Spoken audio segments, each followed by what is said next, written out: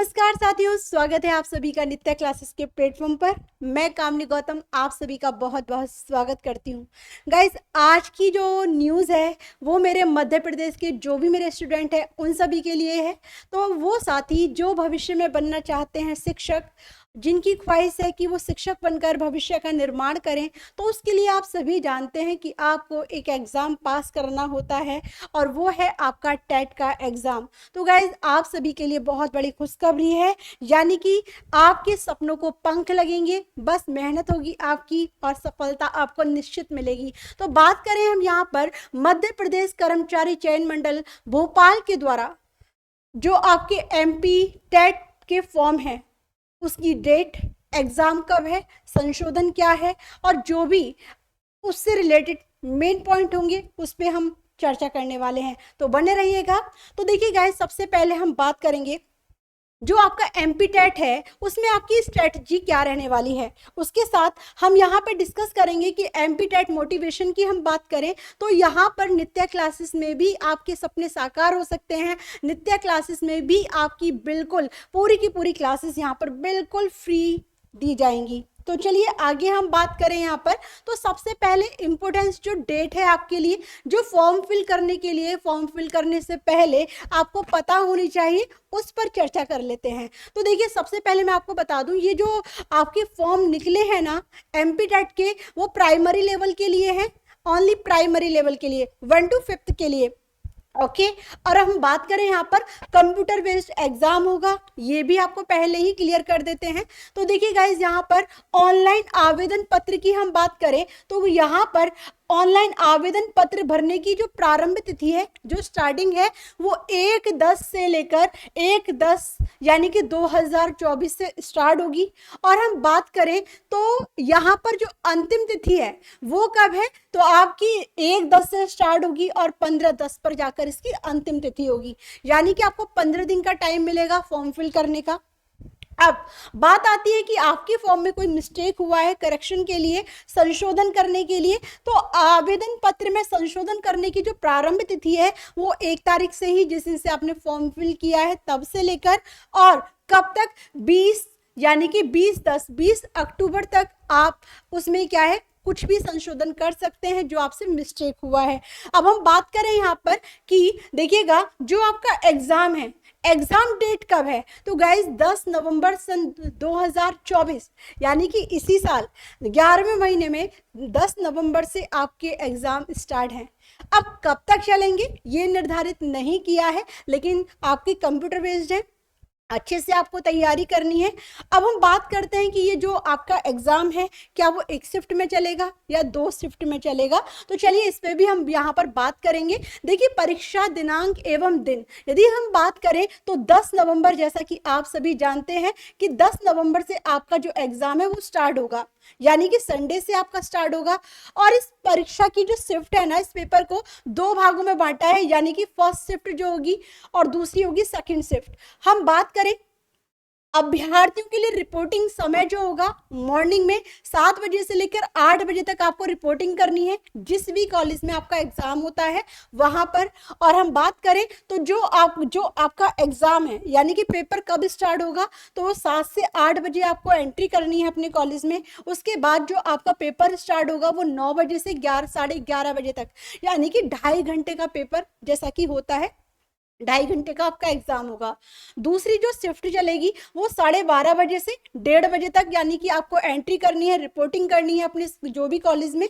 और जो आपका पेपर है जो स्टार्ट होगा वो होगा 2:30 बजे से 5 बजे तक, यानी कि 2.5 घंटे का। ठीक है, तो ये आपको समझ में आ गया है।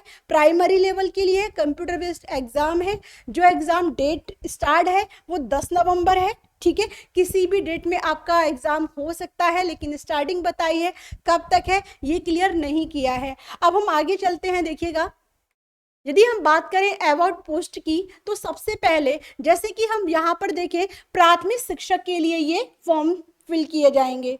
अब हम बात करें तो मध्य प्रदेश राज्य स्कूल शिक्षा सेवा, देखिएगा, शैक्षणिक संवर्ग, सेवा शर्तें एवं भर्ती नियम 2018 तथा मध्य प्रदेश राज्य जनजातीय कार्य एवं अनुसूचित जनजाति शिक्षण संवर्ग की हम बात करें तो नियम क्या है, सेवा एवं भर्ती नियम 2018 एवं समय समय पर जारी जो भी संशोधन हुए हैं उन नियम निर्देश के अनुसार परीक्षा निम्न शर्त के अधीन आयोजित की जाएगी।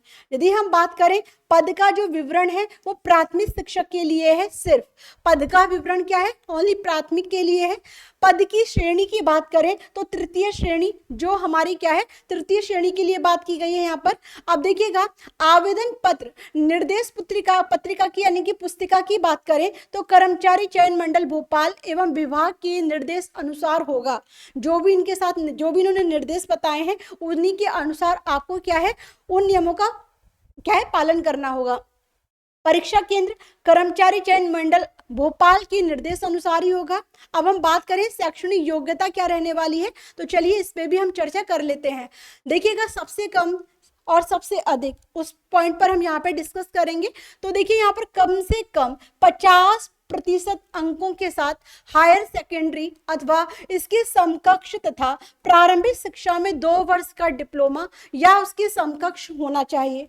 दूसरा यदि हम देखें अथवा में या फिर कम से कम 45% अंकों के साथ हायर सेकेंडरी अथवा इसके समकक्ष तथा राष्ट्रीय अध्यापक शिक्षा परिषद द्वारा क्या है, विनियम 2002 के अनुसार प्रारंभिक शिक्षा शास्त्र में 2 वर्ष का डिप्लोमा होना मांगा है।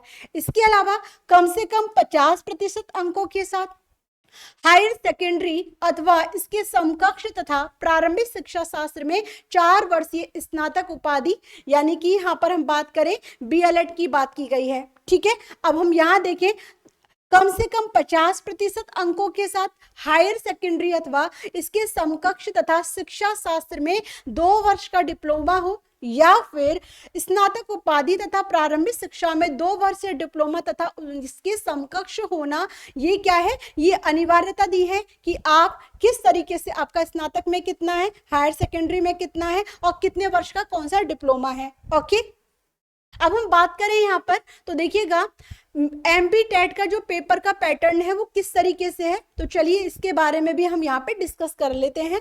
तो देखिए बड़ा आसान है, जैसा कि आपने CTET का एग्जाम दिया होगा तो बस उसी के आधार पर मिलता जुलता आपको क्या है MP टेट का एग्जाम होने वाला है। यदि हम CDP की बात करें तो आप जानते हैं कि 5 यानी कि इसमें 5 जो आपके क्या होते हैं, सब्जेक्ट होते हैं। यदि हम बात करें पहला है CDP, तो CDP में आपका देखिएगा 15 + 5 + 10 यानी कि इसका मीन्स क्या है, तो 15 नंबर में आपका जो CDP का पोर्शन है वो कवर होगा, 5 नंबर की आपकी क्या है, समावेशी शिक्षा होगी और 10 नंबर का आपका शिक्षा शास्त्र होगा। इसके अलावा यदि हम बात करें लैंग्वेज फर्स्ट, आपकी लैंग्वेज कुछ भी हो सकती है, संस्कृत हिंदी, संस्कृत हो सकती है, हिंदी हो सकती है या इंग्लिश, तो ये 15 नंबर का है, 15 नंबर का आपका लैंग्वेज वाला और 15 नंबर की आपकी पेडागोगी। ठीक है, अब इसके अलावा यदि हम लैंग्वेज सेकंड की बात करें सेम होगा, 30 नंबर होंगे इसमें, 15 नंबर का, 15 आपका सब्जेक्ट और 15 नंबर की उसकी पेडागोजी होगी। अब हम बात करें मैथ की, तो मैथ में भी आपका 15 नंबर होगा आपके मैथ पे डिपेंड और 15 नंबर होगा आपका जो भी मैथ की शिक्षा शास्त्र है, मैथ की पेडागोगी है उस पर।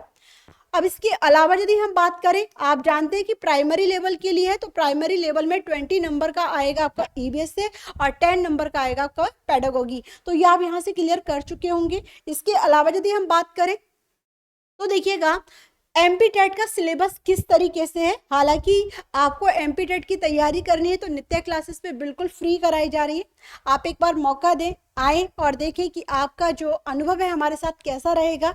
तो बिल्कुल स्टार्टिंग से तैयारी कराई जा रही है यहाँ पर। अब हम बात करते हैं बाल विकास एवं शिक्षा शास्त्र पर, चाइल्ड डेवलपमेंट पेडागोगी पर। तो आप जानते हैं 30 क्वेश्चन यहाँ से बनेंगे।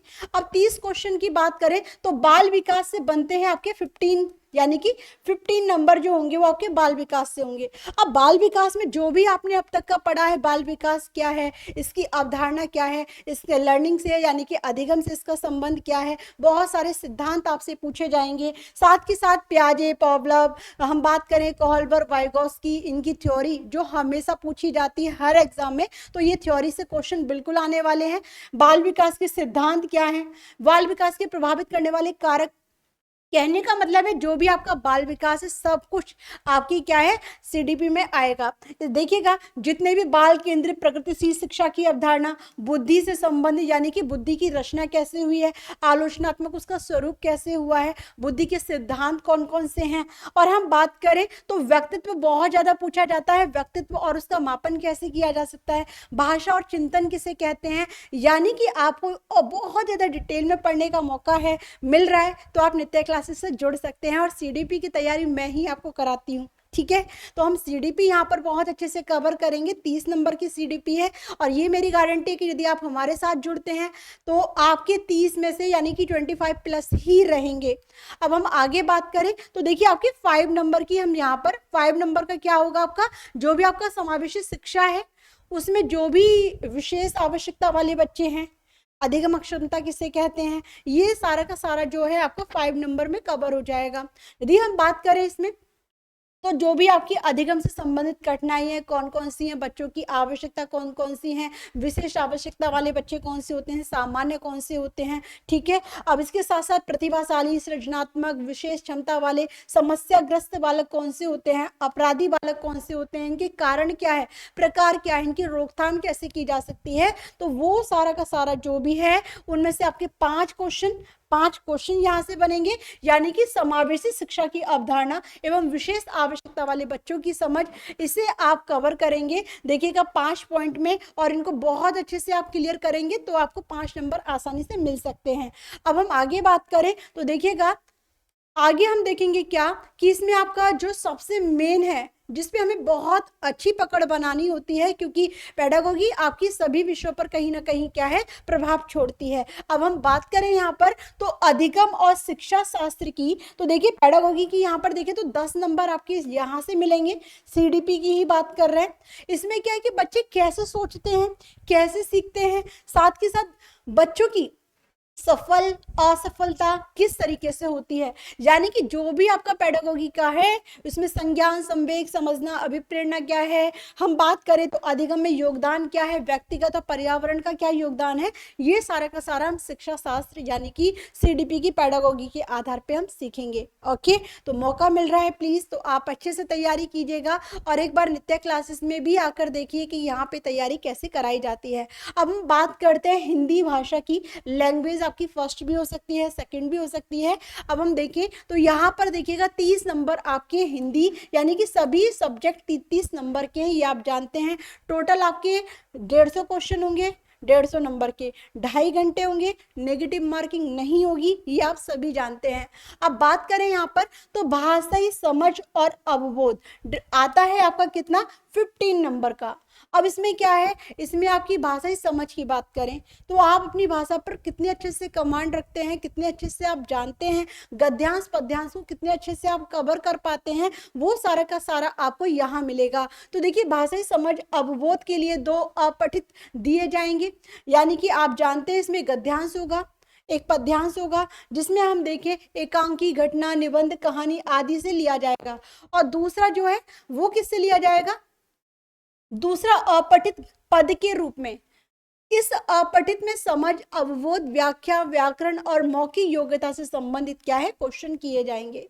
अब साथ के साथ आपको व्याकरण कितना मजबूत है, व्याकरण के साथ साथ आपका भाषाई नॉलेज कितनी है वो बहुत जरूरी है, ठीक है। उसी भाषा के आधार पर आपके 15 नंबर क्या है डिपेंड करेंगे। अब हम बात करते हैं कि यहाँ पर भाषाई विकास हेतु निर्धारित शिक्षा शास्त्र, ये भी आपका 15 नंबर का है, और इसमें जो भी आपकी हिंदी से संबंधित क्या है पेडागोजी है वो आएगी। आप भाषा का विकास कैसे करते हैं, भाषा क्या है, भाषा के जितने भी सिद्धांत हैं, जितनी भी थ्योरीज हैं वो आपकी हिंदी से संबंधित, जैसे चॉम्स्की ने अपना सिद्धांत दिया है, ठीक है। जितने भी हमारे क्या है मनोवैज्ञानिक रहे उन्होंने अपने अपने सिद्धांत से अपनी भाषा को क्या है प्रभावशाली बनाया है, तो वो सारे के सारे सिद्धांत भी यहाँ पर बनते हैं। अब हम बात करते हैं भाषा शिक्षण में सुनने बोलने की क्या रोल होते हैं, बच्चा किस तरीके से सुनता है, क्या ये चारों के चारों कौशल आपको कराए जाएंगे, बच्चा किस तरीके से सुनता है, बोलता है, पढ़ता है और लिखता है। तो आपका क्या है कि यहाँ पर आपका भाषाई समझ कितनी है, आपके सब्जेक्ट पर प्लस भाषाई विकास हेतु निर्धारित शिक्षा शास्त्र से भी रिलेटेड 15 क्वेश्चन पूछे जाएंगे। ओके, अब हम बात करें आगे तो देखिएगा उसी तरीके से आपका जो अंग्रेजी है, इंग्लिश यानी कि इंग्लिश लैंग्वेज में भी आपके 30 क्वेश्चन होंगे जिसमें आपका कंप्रिहेंशन होगा।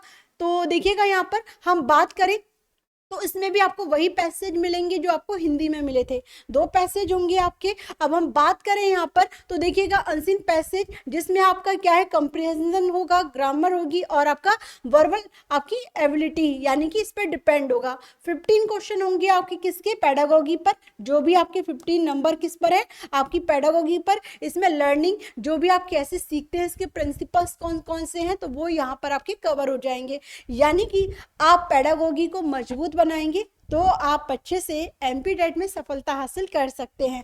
अब हम आगे चलें तो देखिएगा यहाँ पर हमारा सीडीपी हिंदी और इंग्लिश। अब इसकी बात करें संस्कृत भाषा की तो सेम इसमें भी यही है, यानी कि जो भी हमारी लैंग्वेज है, लैंग्वेज की बात करें तो 15 नंबर आपके हैं किसके, आपके सब्जेक्ट के, और 15 नंबर है उसकी पेडागोगी। ठीक है, चाहे वो हिंदी हो, चाहे इंग्लिश या फिर संस्कृत। तो हम संस्कृत की बात करें तो संस्कृत में भी आपकी जो सब्जेक्ट है ना, उसमें भाषाई समझ कितनी है, कितना आप संस्कृत के बारे में जानते हैं, तो इसमें भी आपको 15 क्वेश्चन मिलेंगे 15 नंबर के। साथ के साथ इसमें भी आपको क्या है, एक गद्यांश मिलेगा और एक पद्यांश मिलेगा, और उस गद्यांश पद्यांश के आधार पर आपके व्याकरण के क्वेश्चन भी उसी में से निकलेंगे। ठीक है, तो साथ के साथ आप देखेंगे तो व्याकरण के क्वेश्चन मौखिक योग्यता के आधार पर संबंधित क्वेश्चन पूछे जाएंगे। अब 15 नंबर होंगे आपके किसके, आपके शिक्षा शास्त्र पर। तो शिक्षा शास्त्र में भी आपको संस्कृत से रिलेटेड जो भी आपकी पेडागोगी है, ऐसा नहीं कि सभी में अलग अलग आपका शिक्षा शास्त्र होगा, सभी में अलग अलग पेडागोजी होगी। कहीं ना कहीं एक यदि आप शिक्षा शास्त्र को अच्छे से पढ़ते हैं, समझते हैं, गहराई से जानते हैं, तो आप एक बार पढ़िए, काफी जो भी आपके अदर सब्जेक्ट हैं चारों, उन पे भी कहीं ना कहीं आपको क्या है, बहुत कुछ सीखने को मिलेगा, क्योंकि जो भी थ्योरीज रही है सभी में एक ही सिद्धांत को फॉलो करती हैं, बस तरीका थोड़ा सा चेंज हो जाता है। जैसे कि मैथ है तो मैथ के नियम के अनुसार चलेगा, जो भी उसके रूल्स हैं उसको फॉलो करेगा। हिंदी है तो हिंदी के अकॉर्डिंग। अब हम बात करें यहाँ पर तो भाषाई विकास हेतु निर्धारित शिक्षा शास्त्र, इससे भी आपके 15 क्वेश्चन बनेंगे। ठीक है, इसमें भाषा शिक्षण के सिद्धांत है, जैसे कि हिंदी में आपने पढ़ा था भाषा शिक्षण में बोलने सुनने की क्या भूमिका होती है, इसका क्या रोल प्ले होता है, ये भी भाषा के चारों कौशल। देखिए मैंने कहा ना कि आपकी हिंदी है, हिंदी के साथ संस्कृत है, तो आपको बहुत ज्यादा हेल्प मिलेगी। हिंदी आपने अच्छे से समझी तो संस्कृत में आपको बहुत हेल्प मिल जाएगी समझने में। और जिनके पास हिंदी है, हिंदी से सेकेंड लैंग्वेज आपकी इंग्लिश है, तो भी आप बहुत अच्छे से दोनों को क्लियर कर सकते हैं। ठीक है, अब हम बात करते हैं यहाँ पर तो अब आता है हमारा क्या, अब है हमारा उर्दू लैंग्वेज। जिनकी भी उर्दू लैंग्वेज है उनका भी सेम यही है। या इसमें क्या है, देखिए जामे सलाहियत पर मबनी सवालात, यानी कि 15 नंबर इसमें मिलेंगे आपको। अपनी लैंग्वेज पे, उर्दू लैंग्वेज पर कितनी कमांड है, आप कितने अच्छे से आप इसको बता सकते हैं। तो 2 गैर दर्सी, देखिए इक्तिबासात मालूमाती, यानी कि आप देखें अदबी साइंसी, यानी कि सलाहियत पर मबनी सवालात, कवायद और जवानी सलाहियत पर मबनी सवालात, यानी कि आप देखें तो उसका मीन्स ये है कि आप अपने उर्दू विषय पर कितनी कमांड रखते हैं, आपने कितना पढ़ा है। ठीक है, तो यदि आपको अच्छे से उर्दू की जानकारी है तो 15 नंबर आप यहाँ से प्राप्त करेंगे। अब बात आती है यहाँ पर आपकी किसकी, बात आती है आपकी पेडागोगी की। तो पेडागोगी सेम ही है, तो आप इसमें क्या है, बस इसमें क्या है, उर्दू से संबंधित नियम को करना होगा, जिसमें सीखना क्या है, याद रखना क्या है। देखिएगा जवान की तदरीस के असूल क्या है। ठीक है, साथ के साथ जवान में सुनने बोलने की अहमियत, यानी कि जो हम बोलते हैं सेम वही है लेकिन उर्दू भाषा में है। ठीक है, हम किस तरीके से सुनते हैं, किस तरीके से बोलते हैं, बच्चों के जरिए जुबान की महारतों का इस्तेमाल कैसे करते हैं, बच्चों को कैसे तहजीब सिखाते हैं, ये सारी की सारी आपको किसने पढ़नी पड़ेगी, उर्दू की अपनी पेडागोगी में। ओके, चलिए अब हम बात करें यहाँ पर तो अब आता है आपका क्या, अब आता है आपका गणित। तो गणित भी गाइज होगा आपका 30 नंबर का। 30 नंबर की हम बात करें तो इस जो भी आपका कंटेंट है, यानी कि मैथ्स से आपके 15 नंबर बनते हैं। और मैथ्स की बात करें तो नित्या क्लासेस पर एक बार विश्वास कीजिएगा, आप इसके बाद बोलेंगे कि मैथ यहाँ से अच्छा कोई नहीं सिखा सकता है। ये मेरा भी मानना है और स्टूडेंट भी यही कहते हैं, तो एक बार देखिएगा जरूर। अब हम बात करें यहाँ पर तो सबसे पहले आता है यहाँ पर संख्या पद्धति। क्या है देखिएगा, हम बात कर रहे हैं संख्या पद्धति की, जिसमें 1000 से बड़ी संख्याओं को पढ़ना व लिखना, 1000 से बड़ी संख्याओं का स्थानीय मान, यानी कि जो भी आपका गणित से रिलेटेड, आपका मैथमेटिक्स से रिलेटेड आपका कंटेंट है, जिसमें आपका जोड़ना घटाना 5 अंकों की संख्या, जो आप बिल्कुल आसानी से सीख सकते हैं, बड़ा आसान तरीका ट्रिक के साथ, और बहुत ही मजे मजे में यहाँ पर गणित सिखाते हैं ललित सर। तो एक बार आइएगा जरूर आप।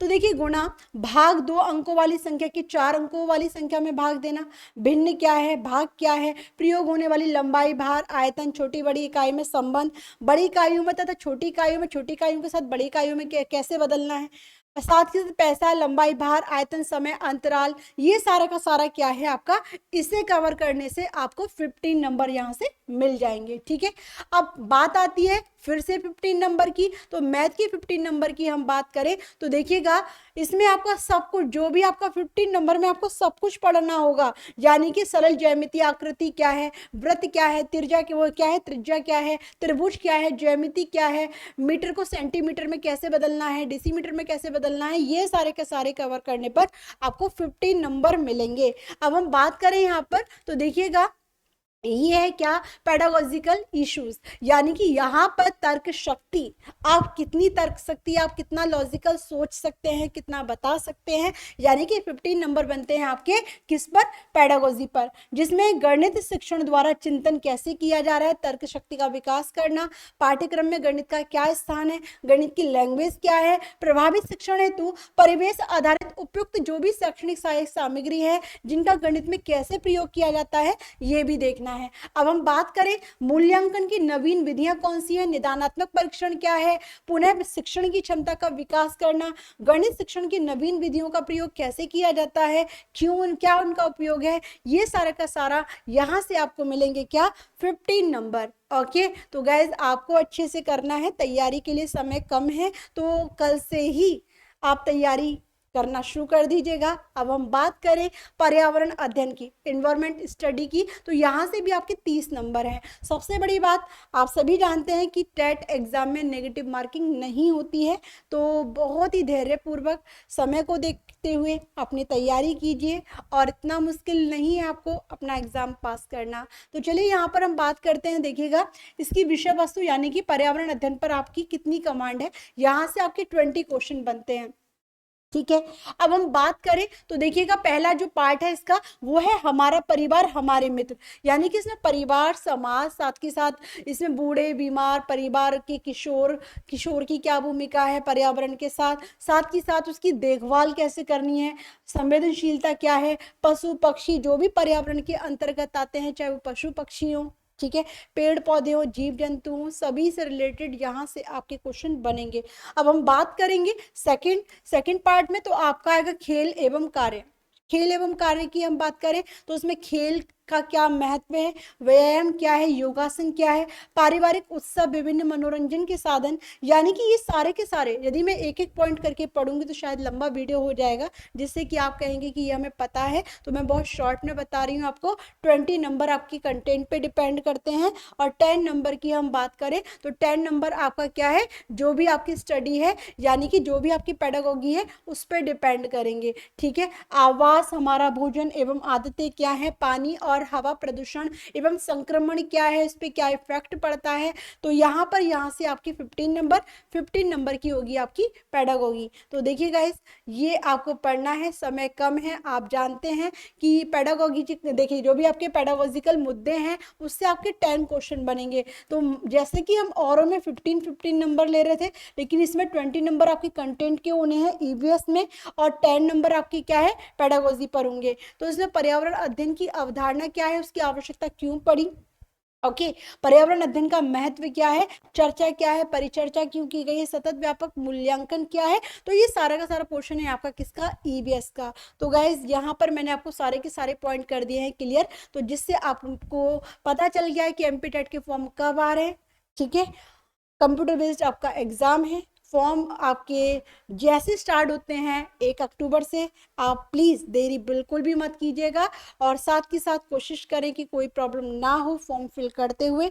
और एग्ज़ाम है आपका 10 नवंबर में, तो आप अच्छे से तैयारी करें। All the best. और नित्या क्लासेस में भी आपकी टेट की एग्ज़ाम की क्लासेस हो रही हैं बिल्कुल फ्री, तो आप यहाँ पर भी आके पढ़ सकते हैं। तो थैंक यू सो मच। और जल्दी से आप नित्य क्लासेस के साथ जुड़ना चाहते हैं तो चैनल को सब्सक्राइब कर लीजिएगा। धन्यवाद। Thank you.